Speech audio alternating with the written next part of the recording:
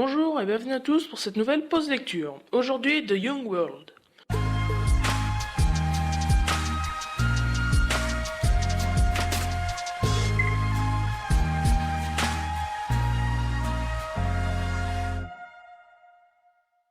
On va donc parler aujourd'hui de The Young World, écrit par Chris Weitz, qui est aussi producteur, scénariste et réalisateur de ça, mais aussi de ça.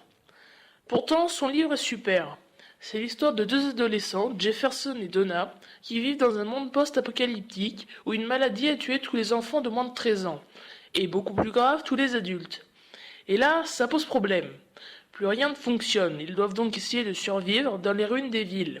Et comme ils ne savent pas trop quoi faire, Jefferson, Donna et quelques amis décident de traverser tout New York sans se faire trucider par les autres clans pour essayer de trouver un hypothétique vaccin que les meilleurs scientifiques adultes n'avaient pas trouvé. J'aime beaucoup ce livre, il y a de l'humour et les personnages vivent des aventures dans des décors et des situations toujours différentes.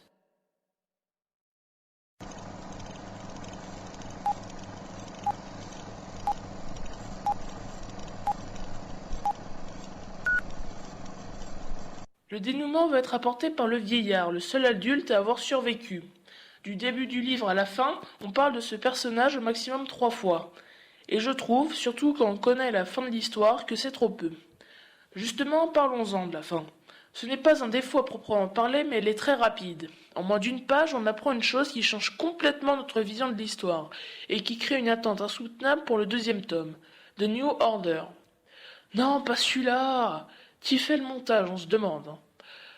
Merci. Donc je disais, le seul problème, c'est que je n'ai rien trouvé sur la possible traduction de ce deuxième tome en français. On n'a plus qu'à croiser les doigts. Enfin, façon de parler, parce que physiquement, c'est un peu dur de vivre avec les doigts croisés pour faire manger tout ça, quoi. Enfin bref. Sur ce, lisez des livres et à plus.